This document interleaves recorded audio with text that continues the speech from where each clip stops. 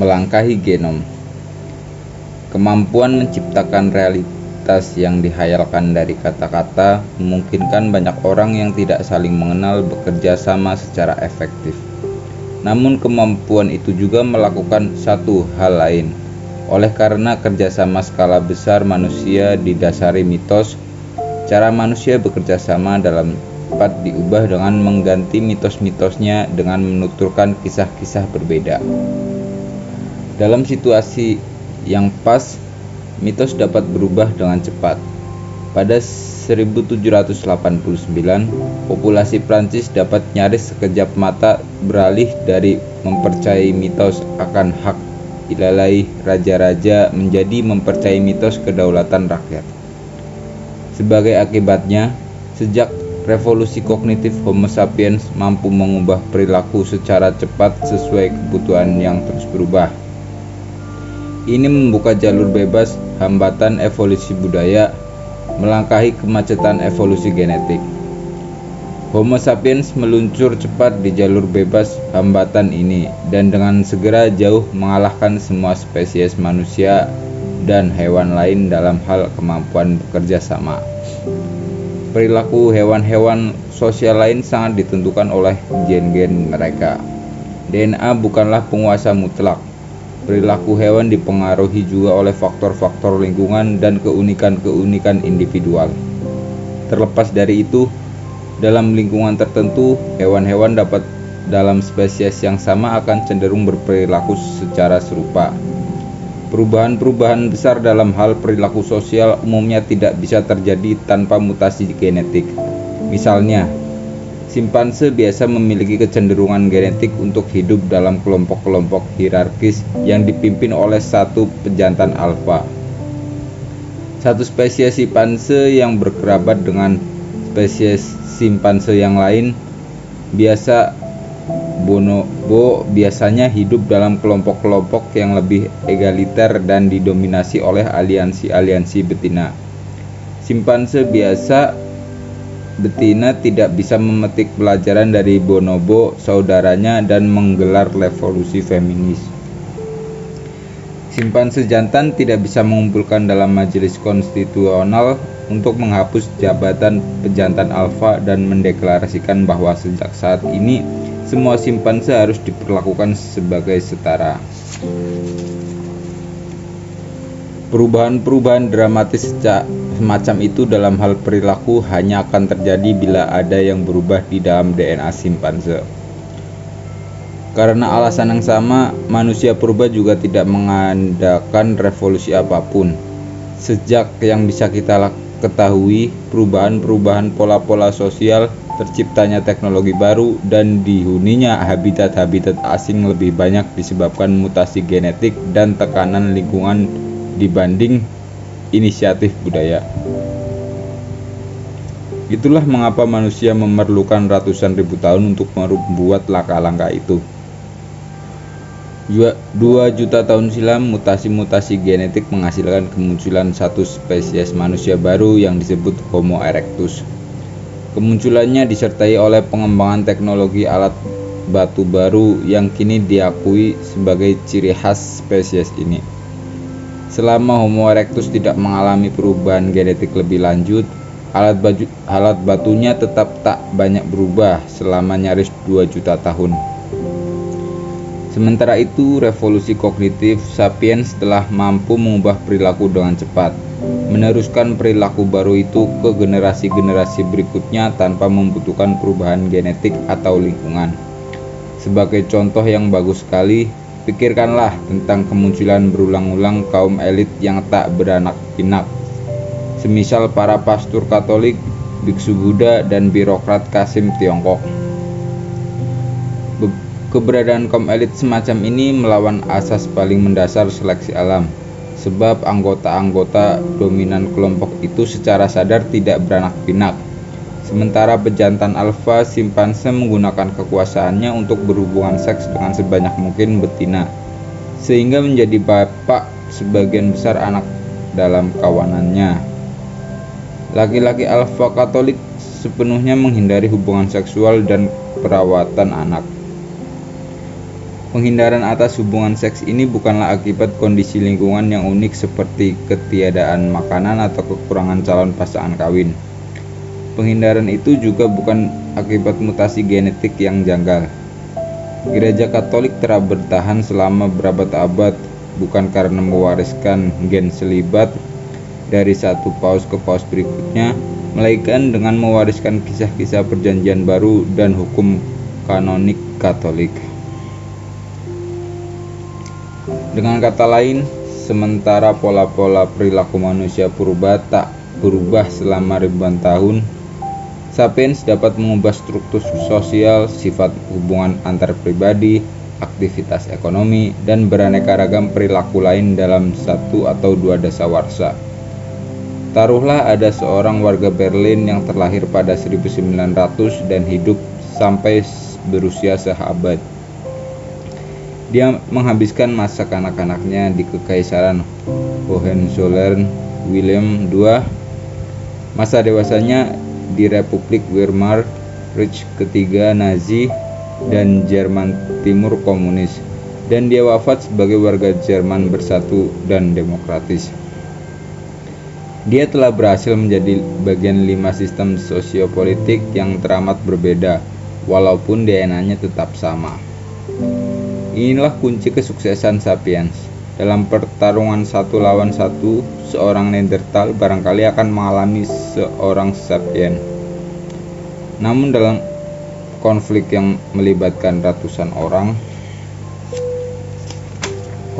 Neanderthal tak akan mampu menang. Orang-orang Neanderthal bisa berbagi informasi mengenai keberadaan singa, namun mereka barangkali tidak bisa menuturkan dan merevisi kisah-kisah tentang arwah-arwah pelindung suku.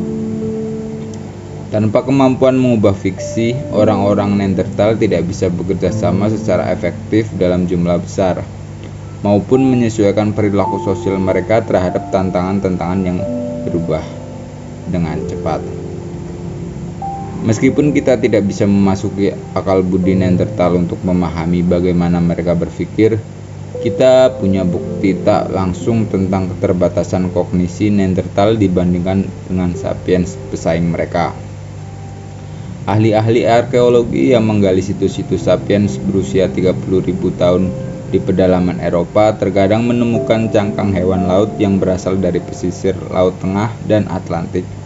Satu-satunya kemungkinan cangkang-cangkang itu sampai ke pedalaman benua adalah melalui peniagaan jarak jauh antara kawanan-kawanan sapiens yang berbeda.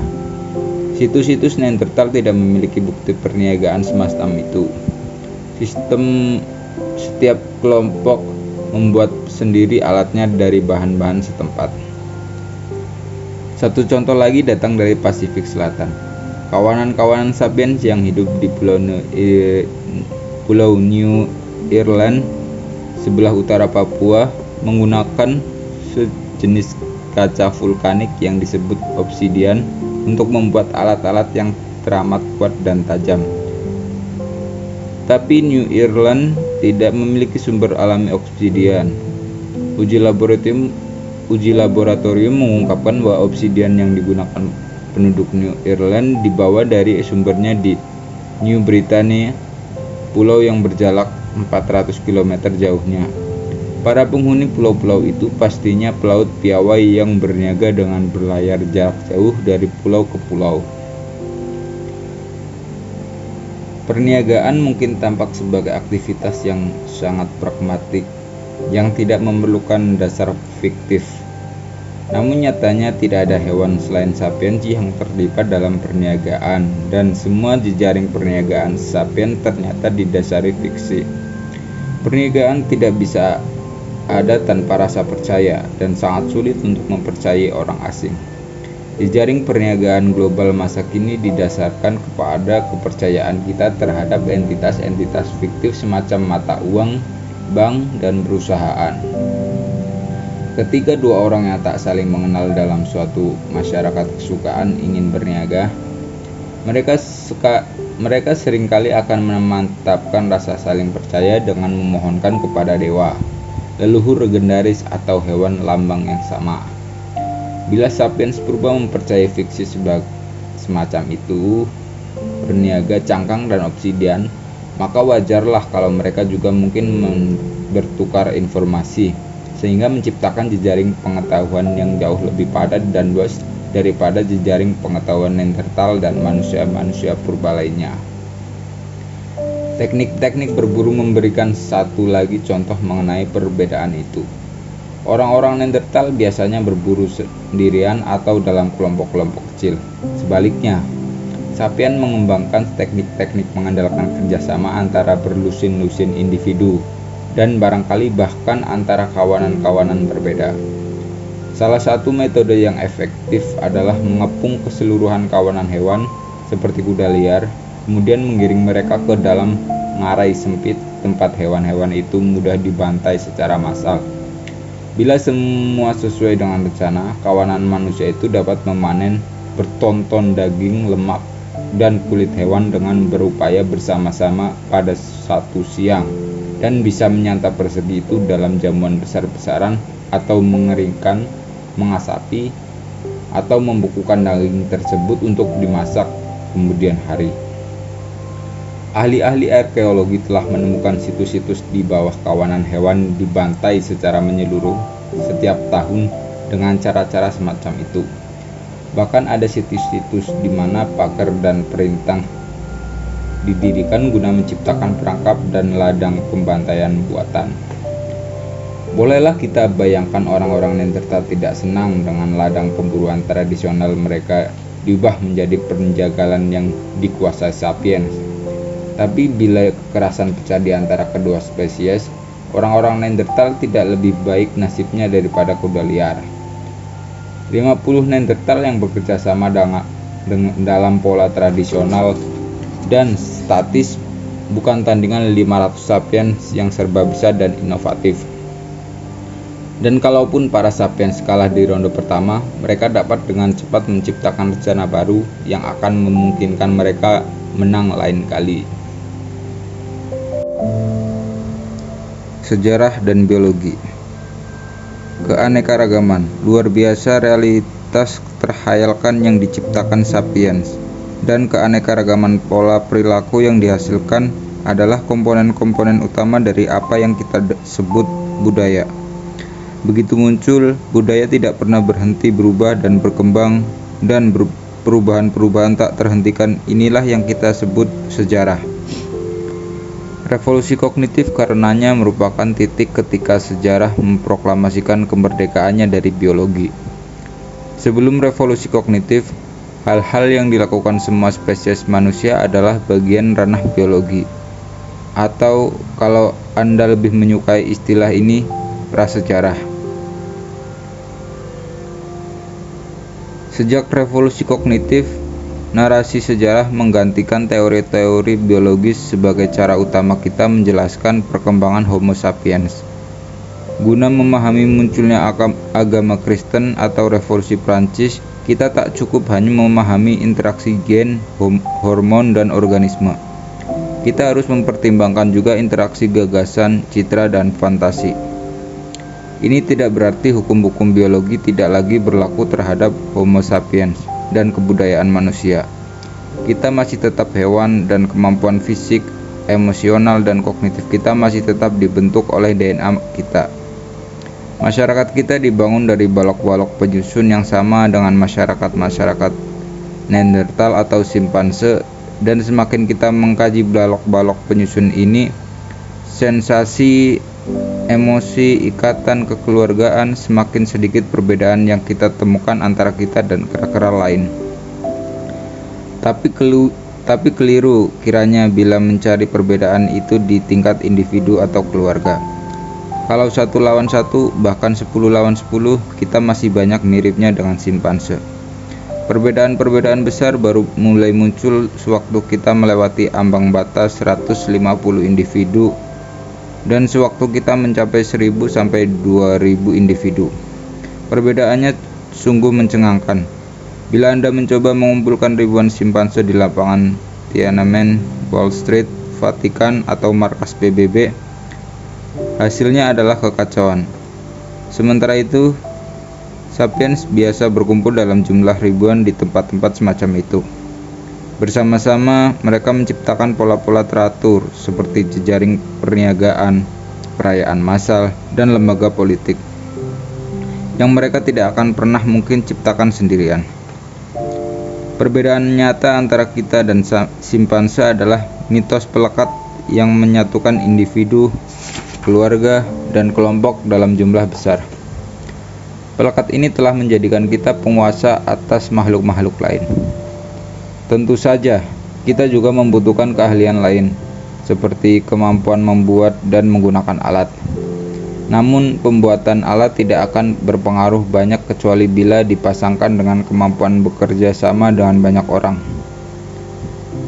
Kok sekarang kita bisa punya rudal antar benua dengan hulu ledak nuklir, padahal 30.000 tahun silam kita hanya punya tongkat bermata tombak dari batu api. Secara fisiologis, tidak ada peningkatan signifikan dalam kemampuan pembuatan alat kita selama 30.000 tahun terakhir. Albert Einstein jauh kalah cekatan dalam penggunaan tangan dibanding pemburu pengumpul purba. Tapi kemampuan kita bekerja sama dengan banyak orang yang tidak kita kenal telah meninggi secara dramatis.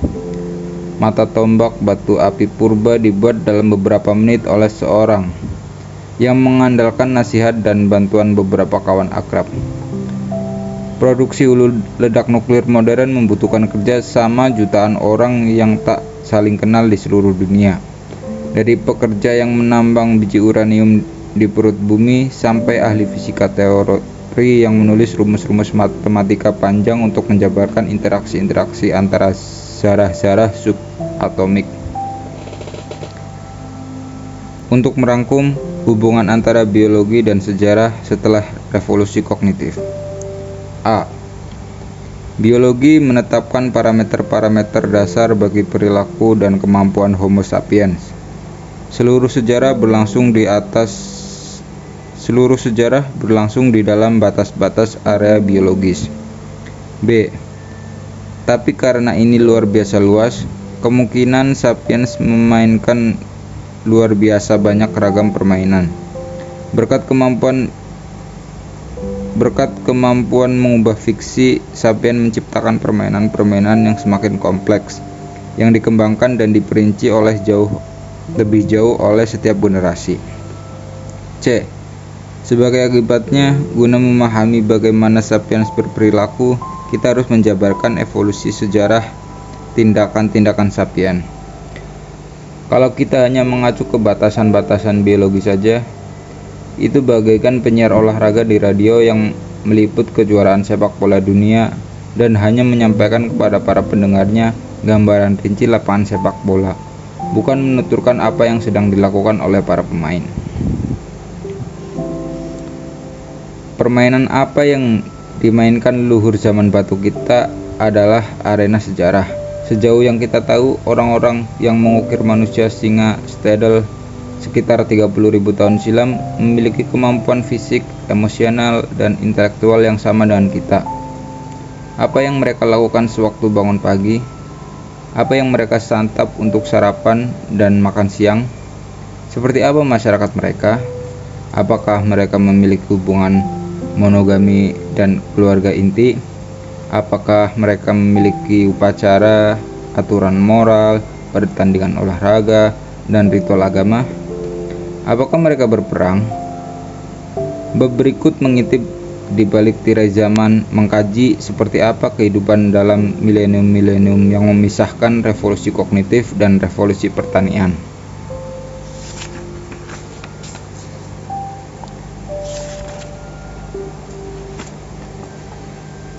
Bab 3.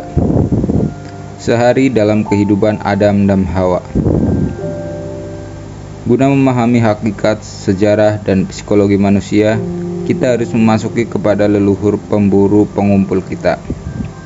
Selama nyaris panjang sejarah spesies kita, sapiens hidup sebagai pemburu pengumpul. 200 tahun terakhir, kala semakin banyak sapiens yang bermata pencarian sebagai buruh perkotaan dan pekerja kantoran, dan 100.000 tahun sebelumnya, kala sebagian besar sapiens hidup sebagai petani dan pengembala, hanyalah sekejap mata dibandingkan dengan puluhan ribu tahun yang dilalui leluhur kita sebagai pemburu dan pengumpul. Bidang psikologi evolusioner yang sedang mekar-mekarnya berargumen bahwa banyak ciri sosial dan psikologis kita kini terbentuk dalam era pra-pertanian yang panjang itu. Bahkan sekarang, menurut klaim para cendekiawan psikologi evolusioner, otak dan akal budi kita beradaptasi untuk kehidupan berburu dan mengumpul. Pola makan kita, konflik-konflik kita, sampai seksualitas kita adalah buah interaksi akal budi pemburu pengumpul dengan lingkungan pasca industrial masa kini yang diramaikan kota-kota raksasa, pesawat terbang, telepon, dan komputer. Lingkungan ini memberi kita lebih banyak sumber daya material dan kehidupan yang lebih panjang daripada yang dinikmati oleh semua generasi terdahulu. Namun lingkungan tersebut kerap membuat kita merasa terasing, depresi, dan tertekan. Guna memahami mengapa begitu, kata para ahli psikologi evolusioner, maka kita perlu menyelam ke dalam dunia pemburu pengumpul yang membentuk kita, dunia yang masih kita huni secara bawah sadar. Misalnya, mengapa orang rakus melahap makanan berkalori tinggi yang tidak banyak manfaatnya bagi tubuh mereka? Masyarakat makmur masa kini dilanda wabah obesitas yang dengan cepat menyebar ke negara-negara berkembang. Teka-teki mengenai mengapa kita doyan menyantap makanan paling manis dan paling berlemak yang bisa kita temukan baru terjawab sewaktu kita memikirkan kebiasaan makan para leluhur kita yang pemburu dan pengumpul. Di sabana dan hutan yang dihuni leluhur kita, makanan manis berkalori tinggi sangat amat jarang, dan makanan secara umum tidak banyak ditemukan. Seorang pemburu pengumpul 30.000 tahun silam biasanya hanya punya akses ke satu jenis makanan manis, buah matang. Bila seorang perempuan zaman batu menemukan sebatang pohon yang penuh buah ara, hal paling masuk akal untuk melakukannya adalah melahap buah sebanyak mungkin di sana, sebelum kawanan monyet setempat memetiki buah-buahan tersebut sampai pohonnya gundul. Naluri untuk melahap makanan berkalori tinggi dengan rakus terjalin rapat dalam gen-gen kita. Kini kita mungkin hidup dalam gedung apartemen yang tinggi dengan kulkas yang kepenuhan, namun DNA kita masih berpikir kita ada di sabana. Itulah mengapa kita melahap setengah liter es krim Ben & Jerry yang kita temukan di dalam kulkas dan mengguyurnya dengan sebotol besar Coca-Cola. Teori gen rakus ini diterima secara luas. Teori-teori lain lebih banyak diperdebatkan. Misalnya, sejumlah ahli psikologi evolusioner berargumen bahwa kawanan-kawanan pemburu pengumpul purba tidak terdiri atas keluarga-keluarga inti yang berpusat di pasangan monogami. Para pemburu pengumpul justru hidup dalam komune-komune tanpa harta milik pribadi, hubungan monogami, bahkan kepengurusan anak oleh ayah. Dalam kawanan semacam itu, seorang perempuan bisa berhubungan seks dan membentuk ikatan akrab dengan beberapa laki-laki secara bersamaan, dan semua orang dewasa dalam kawanan itu bekerja sama merawat anak-anaknya. Oleh karena tidak ada laki-laki yang tahu dengan pasti yang mana anak-anak kandungnya, laki-laki menunjukkan kepedulian yang sama kepada semua anak. Struktur sosial semacam ini bukanlah utopia zaman modern. Struktur tersebut terdokumentasi dengan baik di antara hewan, terutama kerabat-kerabat kita yang paling dekat, simpanse dan bonobo. Bahkan ada sejumlah kebudayaan manusia masa kini yang mempraktikkan pengurusan oleh banyak ayah seperti yang dilakukan orang-orang Indian Bari. Menurut kepercayaan masyarakat setempat itu, seorang anak bukan terlahir dari sperma satu laki-laki, melainkan dari akumulasi sperma dalam rahim seorang perempuan. Ibu yang baik akan berusaha berhubungan seks dengan beberapa laki-laki berbeda, terutama sewaktu dia hamil, sehingga anak-anaknya akan menikmati kualitas-kualitas atau dan perawatan ayah bukan hanya berburu terbaik, melainkan juga dari pencerita terbaik, pejuang terkuat, dan kekasih yang paling penyayang. Bila itu terdengar konyol, ingatlah bahwa sebelum perkembangan ilmu embriologi modern, orang-orang tidak punya bukti kuat bahwa bayi selalu berasal dari satu ayah saja, bukan dari banyak ayah.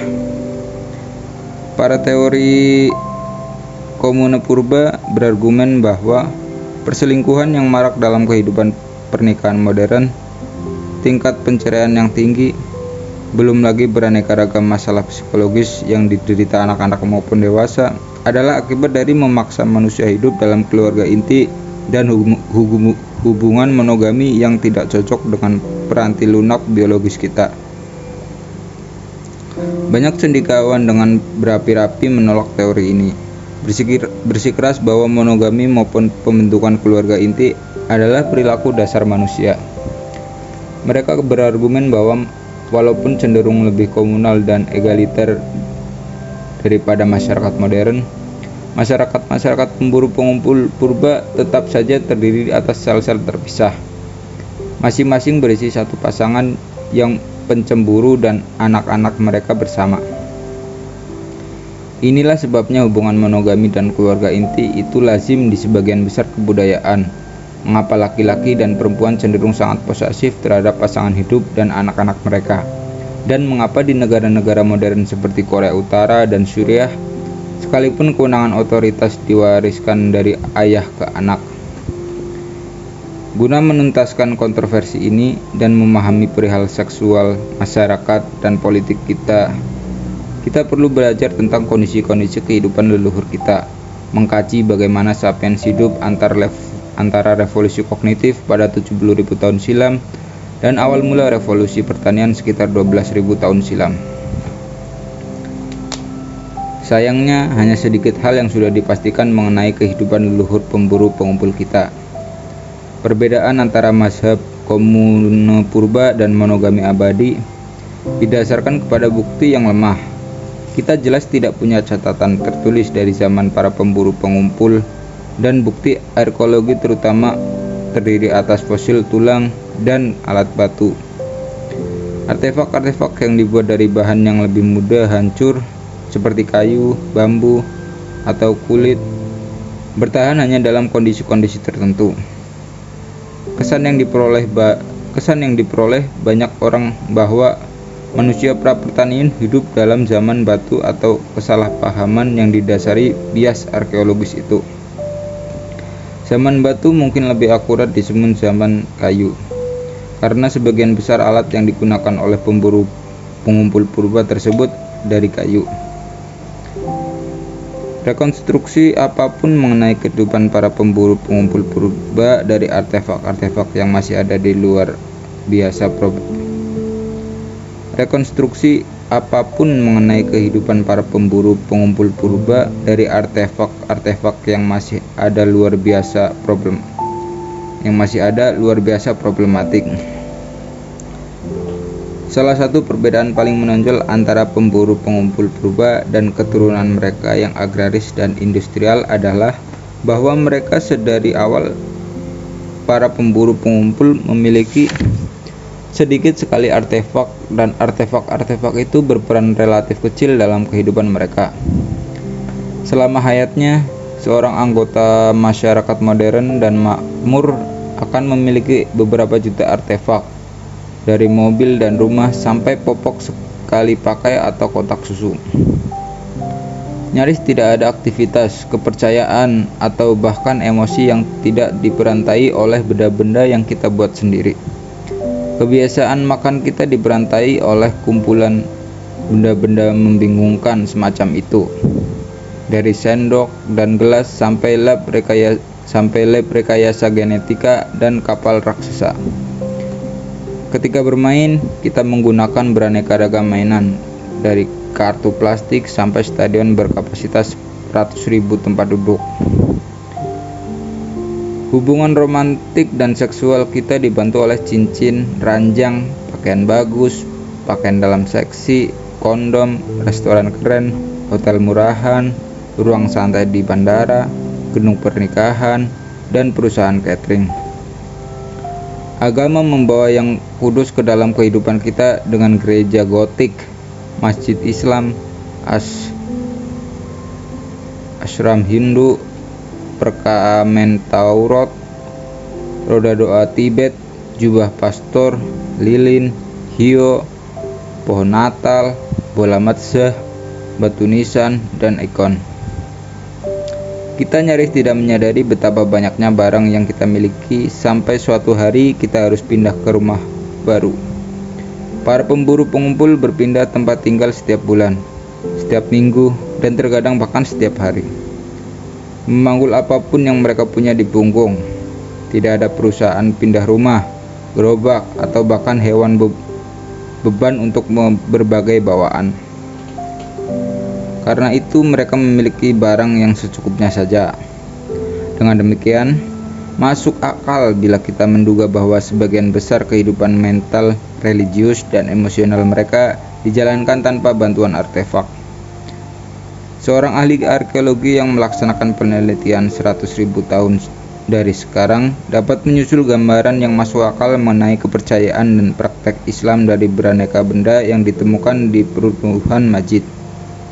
Namun kita nyaris tidak punya pegangan apa-apa dalam mencoba memahami kepercayaan dan ritual para pemburu pengumpul purba. Dilema disebut mirip sekali dengan bakal yang dihadapi ahli sejarah masa depan bila kita harus menggambarkan dunia sosial remaja Amerika abad ke-21 semata berdasarkan surat tertulis mereka yang masih ada.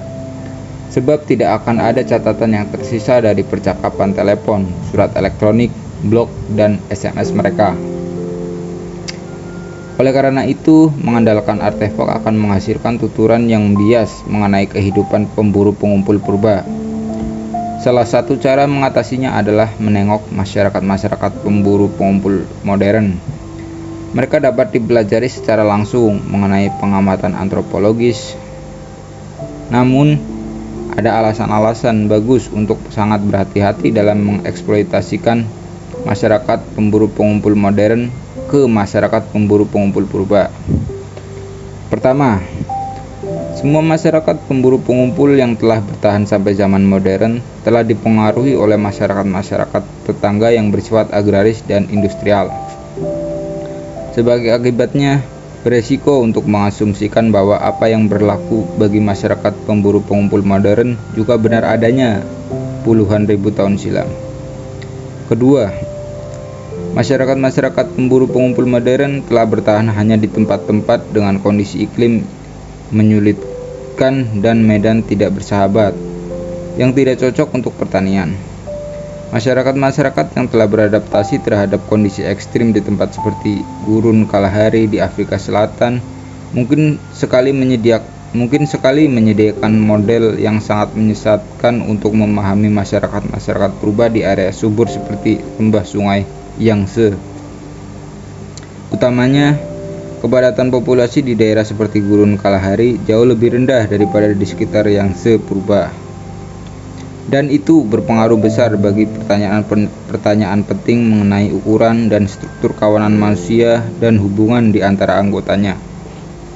Ketiga, ciri paling menonjol masyarakat pemburu pengumpul adalah betapa berbedanya mereka satu sama lain. Masyarakat pemburu pengumpul bukan hanya berbeda dari satu bagian dunia ke bagian dunia lain, melainkan juga dalam wilayah yang sama. Satu contoh yang bagus adalah variasi besar di antara orang-orang aborigin Australia seperti yang ditemukan para pemukim pertama di Eropa. Tempat sebelum penaklukan oleh Britania, antara 300.000 dan 700.000 pemburu pengumpul hidup di benua itu dalam 200-600 suku. Masing-masing terbagi lagi menjadi beberapa kawanan. Setiap kawanan memiliki bahasa, agama, norma, dan adat istiadat tersendiri. Di sekitar daerah yang kini bernama Adelaide di Australia Selatan, pernah hidup beberapa klan patrilineal yang menelusuri garis keturunan dari pihak ayah. Klan-klan ini membentuk suku-suku berdasarkan wilayah semata. Sementara itu, Sejumlah suku di Australia Utara lebih mementingkan garis keturunan maternal, dan idealis kesukuan seseorang bergantung pada totemnya, bukan wilayahnya. Masuk akal kalau keanekaragaman etnik dan budaya di antara para pemburu pengumpul purba juga sama mengesankannya, dan bahwa 5-8 juta pemburu pengumpul yang menghuni dunia menjelang revolusi pertanian terbagi-bagi menjadi ribuan suku terpisah dengan ribuan bahasa dan kebudayaan yang berbeda. Bagaimanapun juga, itulah salah satu warisan utama revolusi kognitif. Berkat kemunculan fiksi bahwa orang-orang dengan susunan genetik sama yang hidup dalam kondisi-kondisi ekologi sebelum serupa mampu menciptakan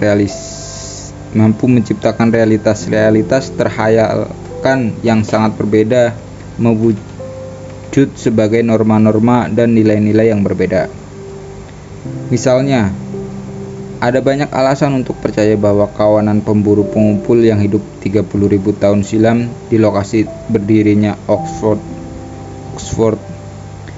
Misalnya, ada banyak alasan untuk percaya bahwa kawanan pemburu pengumpul yang hidup 30.000 tahun silam di wilayah berdirinya Oxford University sekarang berbicara dengan bahasa yang berbeda dari kawanan yang hidup di lokasi Cambridge sekarang. Salah satu kawanan mungkin gemar bertarung, sementara yang lain lagi pencipta damai. Barangkali kawanan Cambridge bersifat komunal, sementara kawanan Oxford didasari keluarga inti. Orang-orang Cambridge mungkin menghabiskan waktu berjam-jam untuk mengukir patung-patung kayu arwah. Sementara orang-orang Oxford mungkin melakukan pemujaan melalui tari-tarian. Kawanan yang pertama mungkin mempercayai reinkarnasi, sementara kawanan satunya pikir reinkarnasi itu omong kosong. Dalam salah satu masyarakat, hubungan seksual sesama jenis mungkin bisa diterima, sementara di masyarakat yang satu dianggap tabu.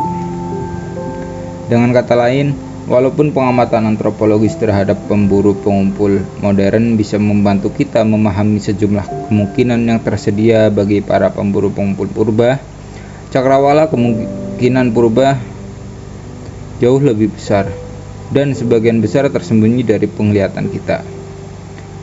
Perdebatan sengit mengenai cara hidup alami Homo sapiens melenceng dari perkara pokok.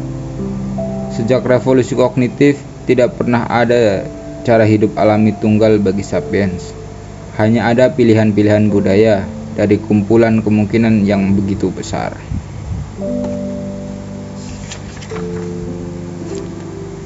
Masyarakat makmur pertama. Generalisasi apa yang masih bisa kita buat mengenai kehidupan di dunia pra-pertanian? Tampaknya cukup aman untuk mengatakan bahwa sebagian besar orang hidup dalam kawanan-kawanan kecil yang terdiri atas beberapa lusin atau paling banyak beberapa ratus individu, dan bahwa semua individu itu merupakan manusia. Poin terakhir itu penting untuk kita catat, karena sama sekali tidak gamblang. Sebagian besar anggota masyarakat agraris dan industrial adalah hewan terdomestikasi. Mereka tentu saja tidak setara dengan para majikan, namun tetap merupakan anggota masyarakat yang sama. Hari ini, masyarakat yang disebut Selandia Baru terdiri atas 4,5 juta sapiens dan 50 juta domba. Hanya ada satu pengecualian bagi aturan umum ini.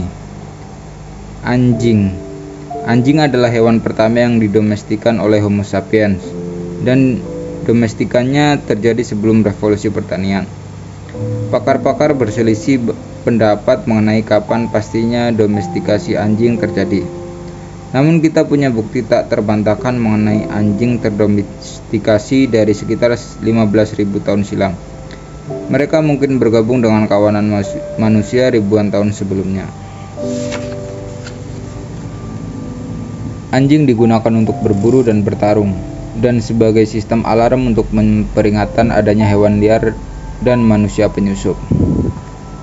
Seiring berlalunya generasi demi generasi, kedua spesies itu berkonevolusi untuk berkomunikasi secara baik dengan satu sama lain.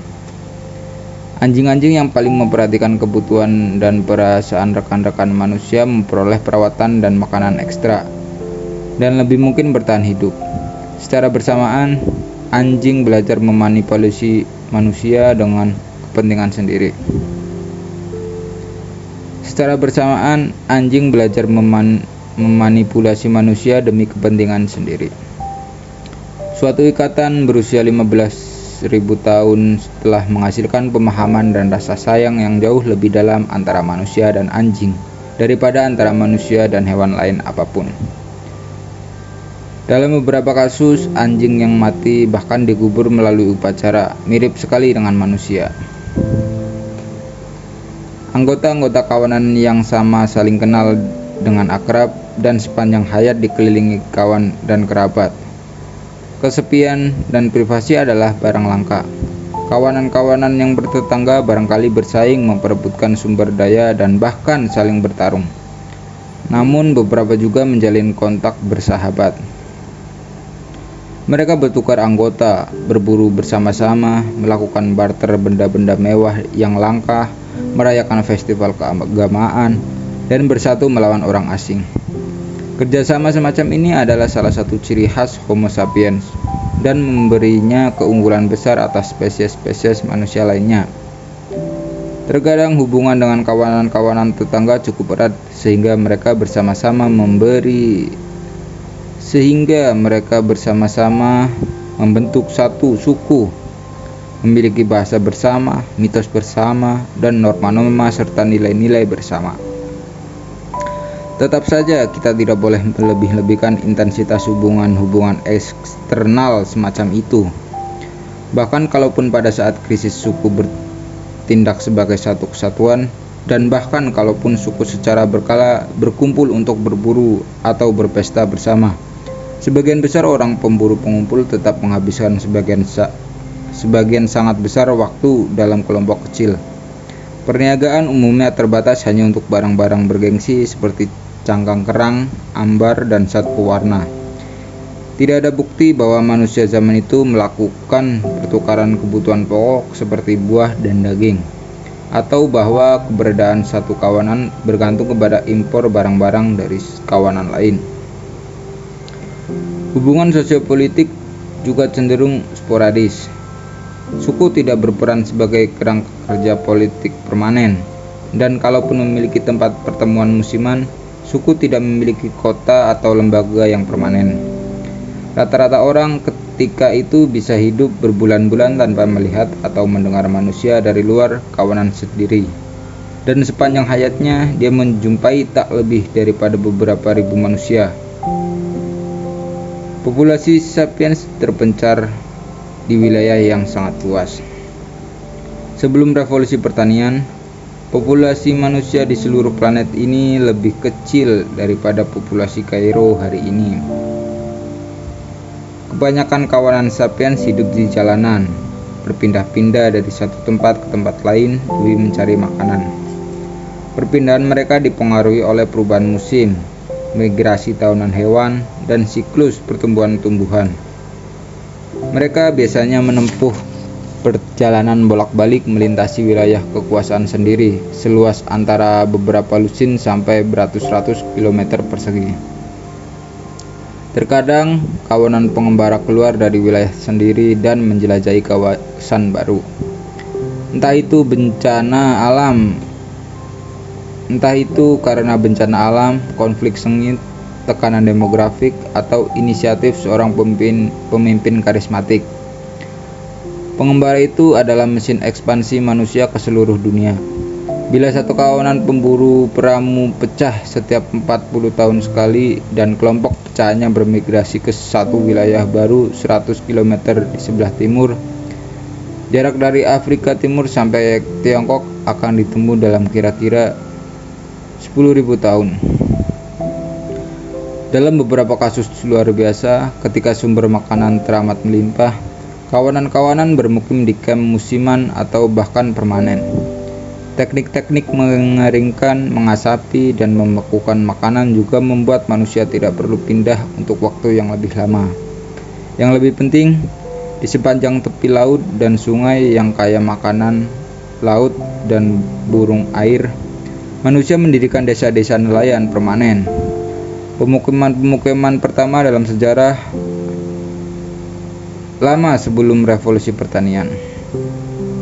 Desa-desa nelayan mungkin telah muncul di pesisir pulau Indonesia pada 45.000 tahun silam. Mungkin desa-desa itu merupakan pangkalan tempat Homo sapiens meluncurkan upaya penyeberangan laut pertamanya atau invasi Australia. Di sebagian besar habitat, kawanan-kawanan sapiens menyantap makanan secara luas dan opportunistik. Di sebagian besar habitat, kawanan-kawanan sapiens menyantap makanan mereka secara luas dan oportunistik. Mereka bersusah payah mencomot rayap, memetik buah, menggali umbi, menjerat kelinci, serta berburu bison dan mamut. Meskipun ada citra populer manusia pemburu, aktivitas utama sapiens sebenarnya adalah mengumpul, dan dari kegiatan itu mereka memperoleh sebagian besar kalori. Juga dalam bahan mentah seperti batu api, kayu, dan bambu. Sapiens bukan hanya mencari makanan dan bahan mentah, melainkan juga mencari pengetahuan. Agar bertahan hidup, sapiens perlu peta mental terperinci mengenai wilayah mereka, guna memaksimalkan efisiensi pencarian makanan yang dilaksanakan setiap hari. Sapiens membutuhkan informasi mengenai pola pertumbuhan setiap pertumbuhan dan kebiasaan setiap hewan. Mereka perlu tahu makanan mana yang mengenyangkan, mana yang membuat sakit, dan bagaimana menggunakan makanan lain sebagai obat. Mereka perlu tahu mengenai berlalunya musim dan tanda-tanda peringatan apa yang mendahului badai petir atau kekeringan. Mereka mempelajari setiap sungai, setiap pohon, setiap gua berlubang, dan setiap sumber batu api di dekat-dekat mereka. Setiap individu harus paham bagaimana membuat pisau batu, bagaimana membetulkan mantel yang robek, bagaimana memasang perangkap kelinci, dan bagaimana menghadapi salju longsor, gigitan ular, atau singa lapar. Penguasaan masing-masing keahlian membutuhkan belajar dan latihan bertahun-tahun. Pemburu pengumpul purba rata-rata bisa mengubah batu api menjadi mata tombak dalam beberapa menit. Sewaktu mencoba meniru kerja mereka, kita biasanya gagal total. Sebagian besar kita tidak memiliki pengetahuan pakar mengenai cara batu api dan basalt menyerpih serta keahlian motorik halus yang dibutuhkan untuk menggarap bebatuan itu dengan pas. Dengan kata lain, pemburu pengumpul rata-rata memiliki pengetahuan yang lebih luas, lebih mendalam, dan lebih beraneka mengenai sekelilingnya daripada sebagian besar keturunannya pada zaman modern. Kini, sebagian besar orang dalam masyarakat industrial tidak perlu tahu bahwa mengenai alam agar bisa hidup. Apa yang Anda betul-betul perlu ketahui agar bisa bertahan hidup sebagai insinyur komputer, agen asuransi, guru sejarah, atau pekerja pabrik? Apakah perlu tahu bahwa hal mengenai bidang keahlian Anda yang sempit bukan mengenai sebagian sangat besar kebutuhan manusia yang untuk mendapatkannya Anda mengandalkan bantuan pakar-pakar lain yang pengetahuannya sendiri juga terbatas pada bidang keahlian mereka yang sempit? Secara kolektif, manusia kini tahu lebih banyak hal daripada kawanan-kawanan purba. Namun di tingkat individu, pemburu pengumpul purba adalah orang-orang yang paling berpengetahuan dan paling terampil dalam sejarah. Ada sejumlah bukti bahwa ukuran otak sapiens rata-rata justru berkurang setelah zaman pemburu pengumpul. Kelestarian pada zaman itu membutuhkan kemampuan mental hebat setiap orang. Ketika pertanian dan industri muncul, manusia semakin bisa mengandalkan keahlian orang-orang lain untuk bertahan hidup. Dan relung bagi orang goblok, bagi yang baru tahu terbuka.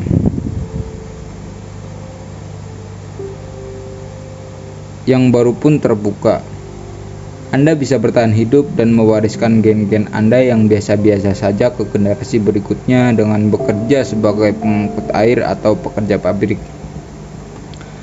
Para pemburu pengumpul bukan hanya menguasai dunia sekelilingnya yang terdiri atas berbagai hewan, tumbuhan, dan benda, melainkan juga dunia internal berupa tubuh dan indera mereka sendiri. Mereka mendengarkan gerakan paling halus di antara rumputan untuk mempelajari apakah ada ular yang mengintai di situ. Mereka secara cermat mengamati dedaunan pohon guna menemukan buah, sarang lebah, dan sarang burung. Mereka bergerak dengan upaya dan bunyi sedikit mungkin, dan tahu bagaimana duduk, berjalan, dan berlari dengan cara yang paling gesit dan efisien. Penggunaan tubuh yang beraneka ragam dan terus-menerus menjadikan mereka sebugar pelari maraton. Mereka memiliki kecerdasan fisik yang tidak mampu dicapai oleh orang masa kini, meskipun setelah bertahun-tahun mempraktekkan yoga atau tai chi. Cara hidup berburu pengumpul sangat berbeda dari wilayah ke wilayah dan dari musim ke musim. Namun secara keseluruhan, para pemburu pengumpul tampaknya menikmati gaya hidup yang lebih nyaman dan membahagiakan daripada sebagian besar kaum tani, pengembara, buruh, dan pekerja kantoran yang muncul setelah mereka. Setelah orang-orang dalam masyarakat makmur masa kini bekerja rata-rata 40-45 jam per minggu, dan orang-orang di negara berkembang bekerja 60 atau bahkan 80 jam per minggu, pemburu pengumpul yang kini hidup di habitat-habitat paling tidak bersahabat seperti gurun Kalahari bekerja rata-rata hanya 35-45 jam per minggu. Mereka hanya berburu satu kali tiap 3 hari, dan mengumpulkan sumber daya hanya membutuhkan waktu 3-6 jam sehari. Pada masa normal, itu sudah cukup untuk menyediakan makanan bagi kawanan. Mungkin sekali para pemburu pengumpul purba yang hidup di daerah yang lebih subur daripada Kalahari menghabiskan lebih sedikit waktu untuk mendapatkan makanan dan bahan mentah. Ditambah lagi, mereka menikmati beban pekerjaan rumah yang lebih ringan. Mereka tidak punya piring untuk dicuci, karpet untuk dibersihkan, lantai untuk dipel, popok untuk diganti, maupun tagihan untuk dibayar. Ekonomi pemburu pengumpul menyediakan kegiatan yang lebih menarik daripada pertanian ataupun industri bagi kebanyakan orang. Kini, seorang pekerja pabrik di Tiongkok meninggalkan rumah pada setiap pukul 7 pagi, menempuh jalan berpolusi menuju pabrik, dan di sana mengoperasikan mesin yang sama dengan cara yang sama dari hari ke hari selama 10 jam yang melumpuhkan otak, pulang ke rumah pada sekitar pukul 7 malam guna mencuci piring dan pakaian. 30.000 tahun lalu, seorang pemburu pengumpul di Tiongkok mungkin menginap di camp bersama rekan-rekannya pada katakanlah pukul 8 pagi. Mereka menjelajahi hutan dan padang di sekitar, mengumpulkan jamur, menggali umbi, menangkap katak, dan terkadang kabur dari harimau. Saat masih siang, mereka sudah kembali ke camp untuk membuat makan siang. Mereka punya banyak waktu untuk bergosip, bercerita, bermain dengan anak-anak, dan sekedar bercengkrama. Tentu saja terkadang mereka diterkam harimau atau digigit ular, tapi di sisi lain mereka tidak harus berurusan dengan kecelakaan mobil dan polusi industri. Di sebagian besar tempat dan pada sebagian besar waktu, gaya hidup pemburu pengumpul menyediakan nutrisi yang ideal. Itu tak mengejutkan. Demikianlah diet manusia selama ratusan ribu tahun, dan tubuh manusia beradaptasi dengan baik terhadapnya. Bukti dari fosil-fosil kerangka menunjukkan bahwa pemburu pengumpul purba lebih kecil kemungkinannya menderita kelaparan atau kurang gizi, dan secara umum lebih jangkung dan lebih sehat daripada kaum tani keturunan mereka. Harapan hidup rata-rata tampaknya hanya tinggal Harapan hidup rata-rata tampaknya hanya 30-40 tahun. Namun di saat dipengaruhi tingginya tingkat kematian anak-anak yang berhasil melalui tahun-tahun pertama yang berat memiliki peluang bagus untuk mencapai usia 60 dan sebagian bahkan hidup sampai usia 80 tahunan. Di antara pemburu pengumpul modern, perempuan berusia 45 tahun dapat mengharapkan hidup 20 tahun lagi, dan sekitar 5-8% populasi berusia di atas 60 tahun. Rahasia keberhasilan para pemburu pengumpul yang melindungi mereka dari kelaparan dan kurang gizi adalah pilihan makanan yang beraneka ragam. Petani cenderung menyantap diet yang sangat terbatas dan tidak seimbang, terutama pada masa pra-modern. Sebagian besar kalori yang menyediakan makanan bagi populasi agrikultural berasal dari satu jenis tanaman pangan, misalnya gandum, kentang, atau beras yang tidak memiliki sebagian vitamin, mineral, dan zat-zat gizi lain yang dibutuhkan manusia. Seorang petani biasa di Tiongkok tradisional memakan nasi untuk sarapan, nasi untuk makan siang, dan nasi untuk makan malam. Bila dia mujur, dia bisa mengharapkan untuk menyantap makanan yang sama keesokan harinya. Sementara itu, pemburu pengumpul purba secara teratur memakan lusinan jenis makanan berbeda. Nenek buyut si petani, seorang pemburu pengumpul, mungkin memakan beri dan jamur untuk sarapan, buah bekicot dan kura-kura untuk makan siang, dan daging kelinci dengan bawang liar untuk makan malam. Menu esok hari mungkin sepenuhnya berbeda. Keanekaragaman ini memastikan para pemburu pengumpul purba memperoleh semua gizi yang dibutuhkan. Terlebih lagi, dengan tidak bergantung kepada satu jenis makanan saja, mereka lebih kecil kemungkinannya menderita ketika salah satu sumber makanan mengalami paceklik. Masyarakat petani dilanda kelaparan ketika kekeringan, kebakaran, atau gempa menggagalkan panen dari padi atau kentang tahun ini. Masyarakat pemburu pengumpul tidaklah kebal terhadap bencana alam, juga menderita masa kekurangan dan kelaparan. Namun biasanya mereka mampu mengatasi kesukaran semacam itu dengan lebih mudah. Bila sebagian bahan makanan pokok mereka hilang, mereka bisa mengumpulkan atau berburu spesies lain, atau pindah ke daerah yang masih memiliki bahan makanan itu. Para pemburu pengumpul purba juga menderita lebih sedikit penyakit menular. Sebagian besar penyakit menular yang telah menyerang masyarakat petani dan industrial, misalnya cacar, api, gondongan, dan tuberkulosis, berasal di hewan-hewan terdomestikasi dan baru pindah ke manusia setelah revolusi pertanian. Pemburu pengumpul purba yang telah mendomestikkan hanya anjing terbebas dari siksaan itu. Terlebih lagi, sebagian besar orang dalam masyarakat petani dan industri hidup dalam pemukiman yang padat, tidak higienis, dan permanen, tempat berbiak ideal bagi penyakit. Pemburu pengumpul berkeliaran dalam kawanan-kawanan kecil yang tidak cukup besar untuk penyebaran wabah. Diet yang menyehatkan dan bervariasi, minggu kerja yang relatif pendek, dan kelangkaan penyakit menular telah menyebabkan banyak pakar mendefinisikan masyarakat pemburu pengumpul pra-pertanian sebagai masyarakat makmur pertama. Tapi keliru kiranya kita bila mengidealisasikan kehidupan orang-orang purba. Walaupun mereka hidup lebih baik daripada sebagian besar orang-orang dalam masyarakat petani dan industri, dunia mereka bisa tetap keras dan tiada ampun. Masa kekurangan yang kesusahan bukanlah hal langka.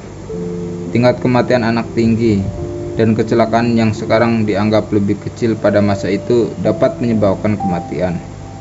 Kebanyakan orang barangkali menikmati keakraban erat dengan kawanan penjelajahnya.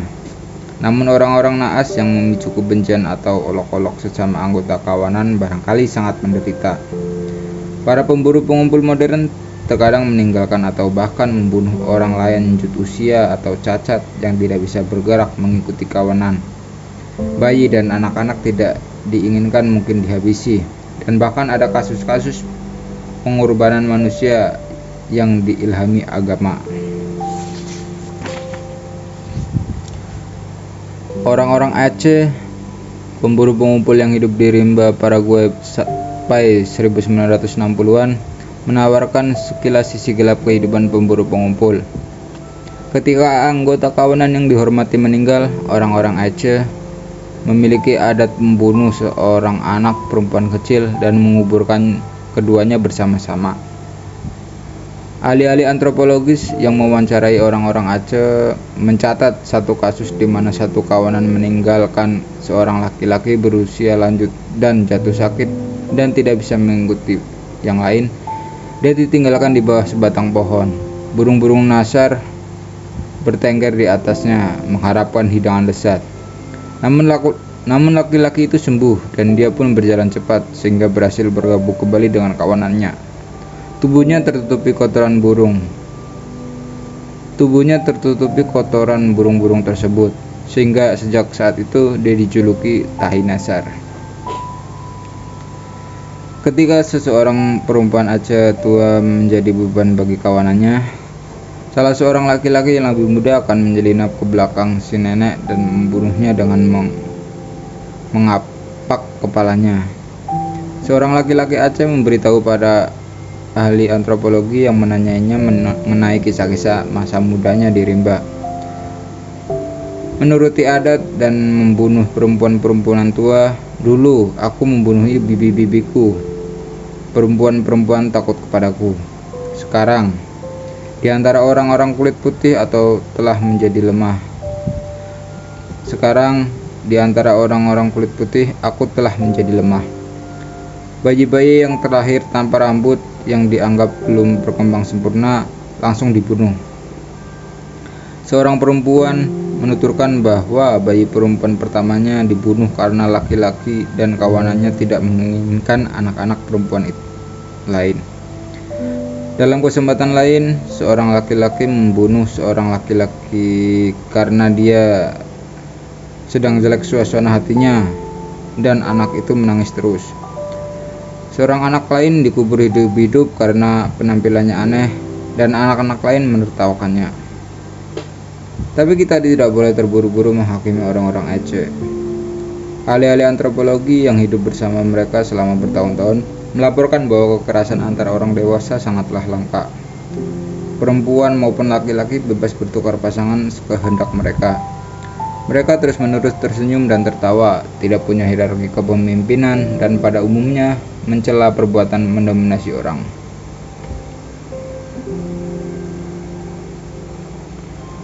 Mereka sangat bermurah hati dengan sedikit harta benda dan tidak terobsesi dengan berhasilan ataupun harta. Hal-hal yang paling mereka hargai dalam kehidupan adalah interaksi sosial yang baik dan persahabatan kualitas tinggi. Mereka memandang pembunuhan terhadap anak-anak, orang sakit, dan orang lanjut usia seperti banyak orang kini memandang aborsi dan etanasia. Harus dicatat juga bahwa orang-orang Aceh diburu dan dibunuh tanpa ampun oleh para petani Paraguay. Keharusan menghindari musuh barangkali menyebabkan orang-orang Aceh mengadopsi sikap yang luar biasa keras terhadap siapapun yang mungkin bisa membebani kawanan. Sesungguhnya masyarakat Aceh seperti setiap masyarakat manusia, sangatlah kompleks. Kita harus berhati-hati agar tidak mengutukkannya atau mengidealkannya berdasarkan pengetahuan yang dangkal. Orang-orang Aceh bukanlah malaikat ataupun setan. Mereka manusia. Demikianlah pula para pemburu pengumpul purba.